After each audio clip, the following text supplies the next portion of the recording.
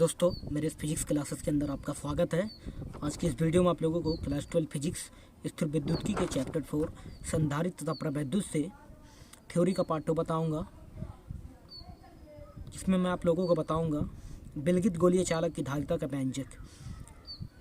Video देखने से पहले यदि आप मेरे चैनल पर नए हैं तो प्लीज़ मेरे चैनल को सब्सक्राइब कर लीजिए, तो घंटे वाले बटन को प्रेस कर दीजिए ताकि मैं जो भी वीडियो बनाऊँ उसका नोटिफिकेशन आपको सबसे पहले मिले। तो हमें निकालेंगे आज हम ये व्यंजक विलगित गोलीय चालक की धारिता। कोई चालक रहेगा, गोलीय रहेगा, गोले के रूप में रहेगा, उसकी धारिता हमें कैलकुलेट करनी है। तो देखिए फिगर पहले आप, यहाँ हमने बनाया हुआ है एक गोलीय चालक जिसकी धारिता हमें कैलकुलेट करनी है। इस चालक को हमने क्यू परिमाण का एक आवेश दिया हुआ है। देखिए यहाँ पर प्लस क्यू परिमाण का, यहाँ लिख लीजिए प्लस क्यू परिमाण का आवेश दिया हुआ है। ये जो प्लस क्यू परिमाण का जो आवेश है, इसके बाहरी पृष्ठ पर इस गोलीय, ये जो गोला हमारा है, ये जो गोलीय चालक है, इसके बाहरी पृष्ठ पर फैल जाएगा और यहाँ पर आवेश देने पर कुछ बल रेखाएं इसमें से निकलती हुई प्रतीत हो रही हैं हमारे। देखिए यहाँ पर जो कि त्रिज्या के अनुगामी हैं, त्रिज्या के ही दिशा में हैं ये बल रेखाएं। और इस गोले का केंद्र O है और ये जो गोला है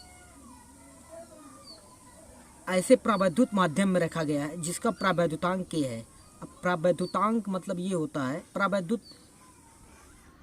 प्रावैद्युत का मतलब जो अचालक हो, जो चालक न हो, जैसे मोम हो गया, कांच हो गया, उसे हम प्रावैद्युत माध्यम बोलते हैं।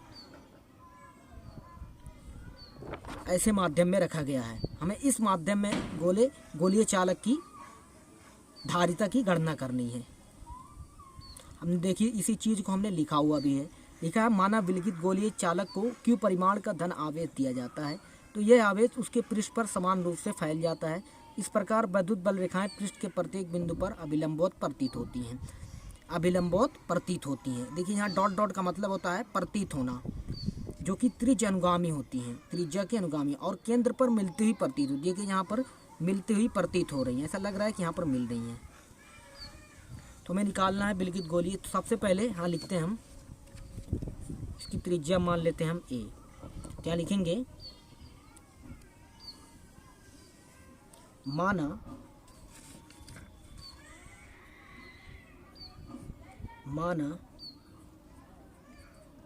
गोलीय चालक की त्रिज्या स्मॉल a है।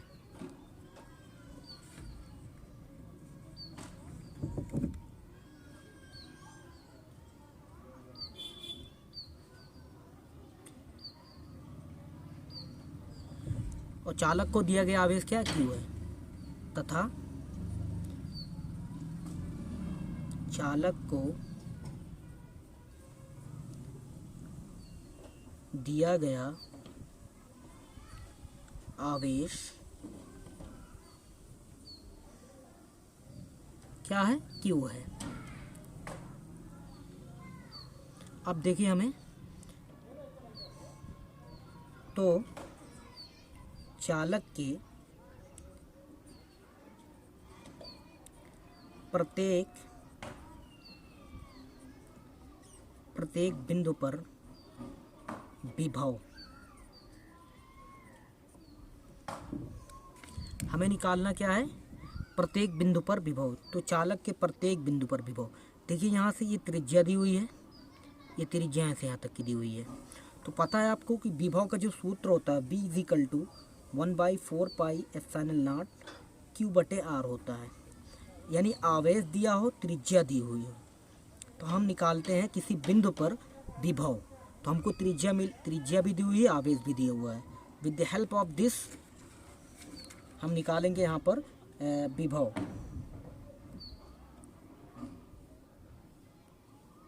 तो विभव जो होगा यहाँ पर, देखिए यहाँ पर V = 1/4 पाई एप्सिलॉन नॉट आवेश तो हमारा क्यू है, लेकिन यहाँ पर त्रिज्या जो दी है स्मॉल ए दी हुई है। त्रिज्या हो गई हमारी। अब चालक की धारिता का सूत्र आपने इसे पहले वाले वीडियो में पढ़ा हुआ है। अतः चालक की धारिता का सूत्र क्या होता है? C = Q/V हमने पढ़ा हुआ है। और V का मान हम यहाँ पर पुट कर देते हैं। C = हो जाएगा Q/1/4πε0 इंटू Q/A। Q से Q कट जाएगा। C = हो जाएगा 4πε0।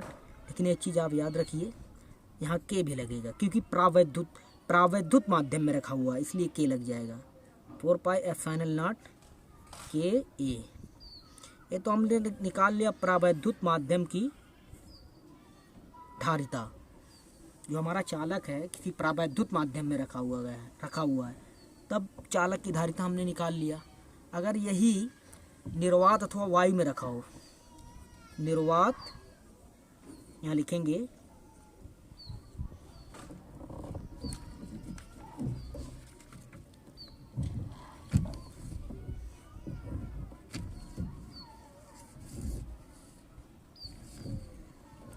यहाँ आप लिख लीजिए निर्वात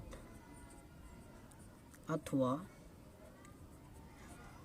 वायु में धारिता क्या होगी? C0 होगी।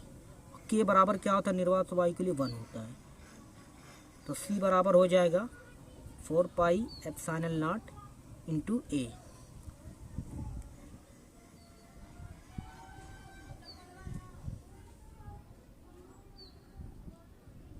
अब देखिए दोस्तों, हमने आपको एक चीज़ नहीं बताई।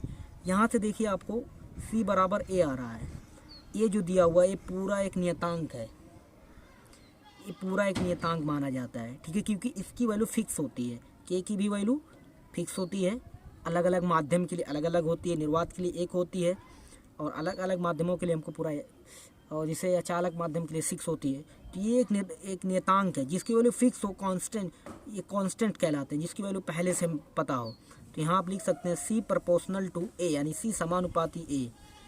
यानी जो हमारा धारिता होती है वो चालक की त्रिज्या के अनुक्रमानुपाती होती है। यानी अगर हमारी जो त्रिज्या है वो बढ़ती है, अगर ये गोले को बढ़ाते हैं, यानी अगर त्रिज्या बढ़ाएंगे तो जो हमारा गोला होगा वो भी बढ़ेगा।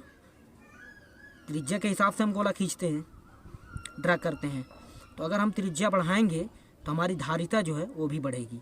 अगर हम त्रिज्या घटाते हैं तो धारिता भी घटेगी। यानी इस पर डिपेंड करती है। अगर A का मान बढ़ाते हैं तो धारिता भी बढ़ेगी, अगर A का मान घटाते हैं तो धारिता घटेगी। त्रिज्या पे डिपेंड है। यहाँ से हमने एक चीज़ निकाल लिया। अब हम निकालते हैं निर्वात अथवा वायु में धारिता C0, क्योंकि निर्वात या वायु में C0 से इसे रिप्रेजेंट किया जाता है, दिखाया जाता है। 4πε0 A समीकरण नंबर 2 इसे मान लीजिए, इसे समीकरण नंबर 1। तो एक काम करिए, आप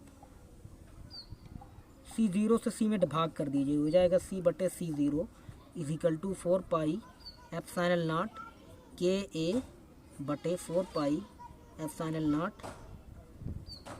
इंटू A। क्योंकि यहाँ से K हट गया, क्योंकि K का मान 1 होता है निर्वात तथा वायु के लिए। अब यहाँ से ये पूरा कट जाएगा, ये भी कट जाएगा। C/C0 = K।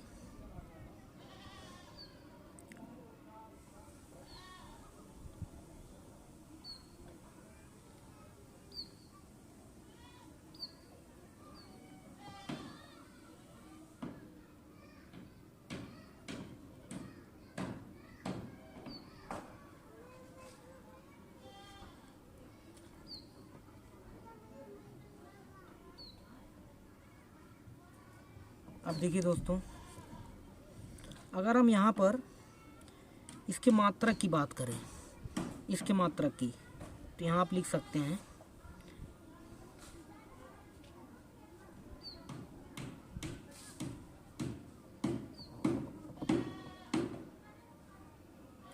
इसके मात्रक तो हमें पता होता है।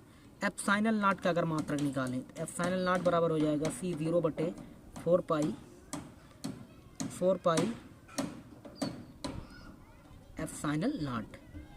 एप्सिलॉन नॉट इंटू 4 पाई ए हो जाएगी, क्योंकि एप्सिलॉन नॉट ऑलरेडी हमने 4 पाई ए को ट्रांसफ़र कर दिया, एप्सिलॉन नॉट को रखा हुआ है, C0 इधर था। अब देखिए ये धारिता है, धारिता का मात्रक क्या होता है, फैरड होता है, फैरड। और ये देखिए 4 पाई कांस्टेंट है, इसका कोई मात्रक नहीं होता है, और ये त्रिज्या का मात्रक मीटर होता है। ये हो जाएगा एप्सिलॉन नॉट का जो मात्रक होगा फैरड प्रति मीटर होगा, या फैरड मीटर इनवर्स होगा। तो आज के लिए इतना ही, हमने पूरी कोशिश की समझाने की। अगर आपको ना समझ में आए, जो भी डाउट हो, कमेंट बॉक्स में आप कमेंट कीजिए, हम उसका रिप्लाई बहुत ही जल्द करेंगे। तो आज के लिए इतना ही, थैंक्स फॉर वॉचिंग।